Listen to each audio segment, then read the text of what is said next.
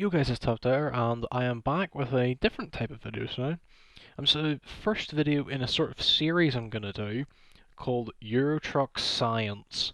Very inventive name, but basically I'm going to take myths and stuff and things that may work in Euro Truck or American Truck or other games. Of course, they'll have different titles, and we'll test the theory, see if they work, and the like. So this week is one that I didn't think would work, and we'll get into the method later, but I wanted to test it anyways to see if the physics was there for this to work.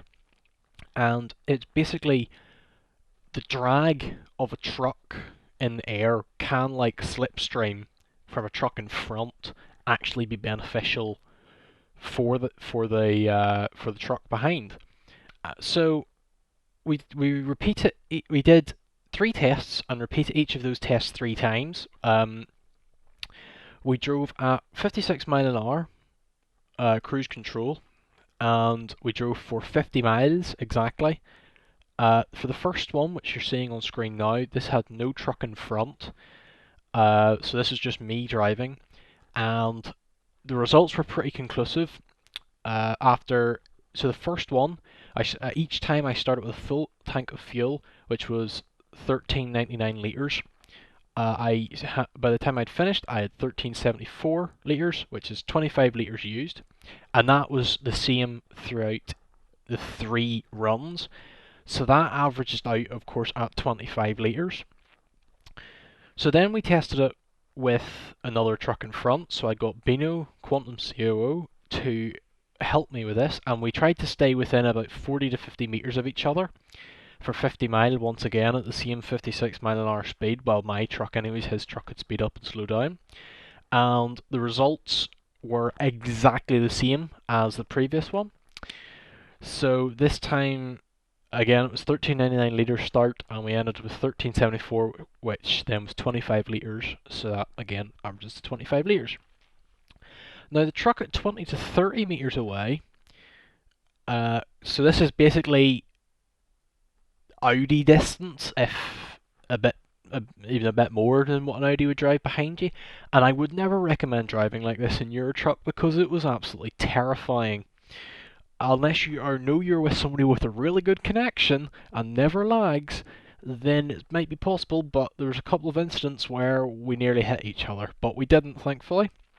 And this time it was a bit stranger. I don't know what I had done, but I used more fuel in 2 runs and exactly the same fuel in 1 run. The first run I used 26 litres, and the last run I used 26 litres, whereas the second run was 25 litres. That averages out to 25.7 litres of fuel. So then what I did was I decided to take all these figures, even though it means absolutely nothing, because we've basically debunked the myth which I was correct about in the first place, but I wanted to test it anyways. So then what I did was I converted the litres into gallons. 25 litres into gallons is 5.49923 gallons, and 25.7 litres is 5.65321 gallons. I then took the miles per gallon, so I took 50 and divided it by these numbers, and the MPG for the 25 litres was 9.1 miles to the gallon, and the MPG for the 25.7 litres was 8.8 miles per gallon. And that's not very good. That truck was a top of the line Scania R730. Yeah, so it was the 730 horse engine. Probably not the most fuel efficient engine to ever exist. It was running it with a 6-speed gearbox. Manual transmission, of course. I'm trying to think what other things were on that truck that would have affected it. It was the Streamline cab, I think. It was the highest cab you can get, and I also did have a trailer on as well, which is just a standard curtain sider. But yeah, that is all for this video. So as you can tell, it didn't work, but no harm in trying. If you have any suggestions, leave them below. Like, comment, and subscribe for more content like this. See you guys in the next one. Goodbye.